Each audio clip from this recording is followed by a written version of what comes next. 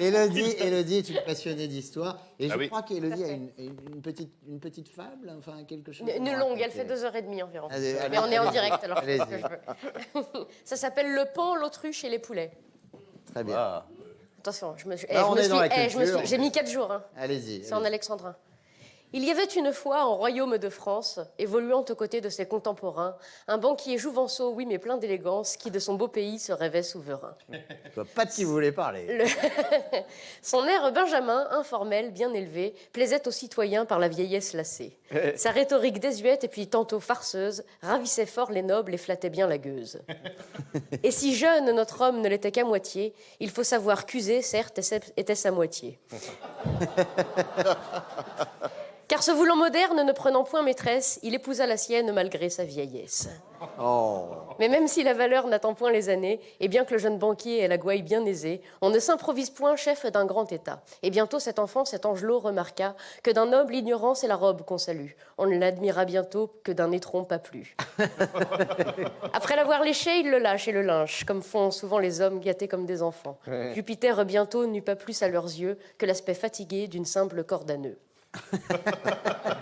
Mais le jeune banquier, sûr de lui, plein de frimes, pour continuer de plaire à ses chairs richissimes, pressa la populace tant et tant comme citron qu'elle en prit la couleur, aussi celle des mignons. Oh, joli, joli.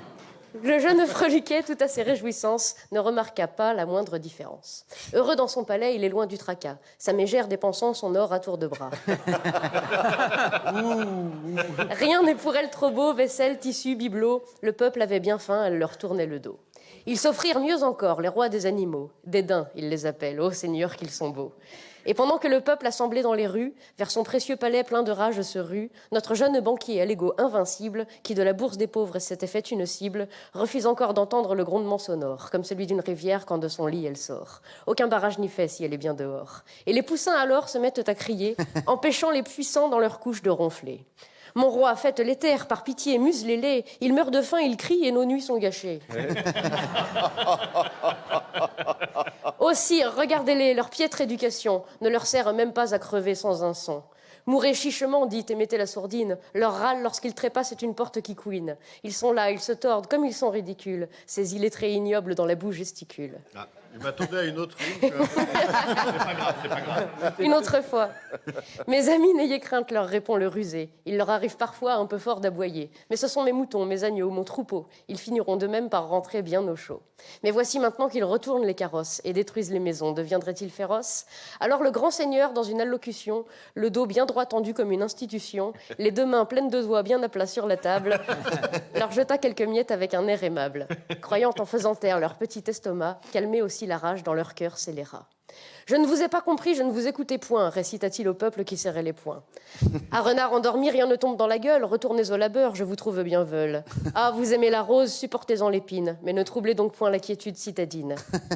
Dans notre ordre social, chacun reste à sa place, vous voulez en changer, je vous ris à la face. Cassez, cassez, cassez, et nous reconstruirons, et je vous répondrai de la bouche de mes canons.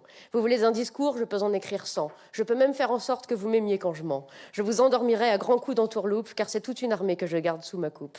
Vous vous fatiguerez et rentrerez au champ, bien avant que je tremble, pauvre petite Jean. Il est vrai que le pan peut oser faire l'autruche, se pavaner gaiement tout en gâtant sa cruche. Mais si un jour, lassé comme le peuple citron, son armée de poulets abandonne le patron, alors le jeune souverain saura bien entendu que même sur un trône en or, on est bien que sur son cul.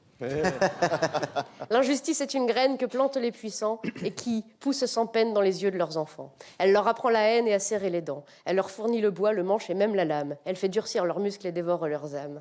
S'ils perdent des batailles, ils reviennent à la charge. On les traite en racailles, on s'étonne qu'ils enragent. Donnez-leur le bâton, ils relèvent le menton. Opposez-leur des chars, ils reviennent plus tard.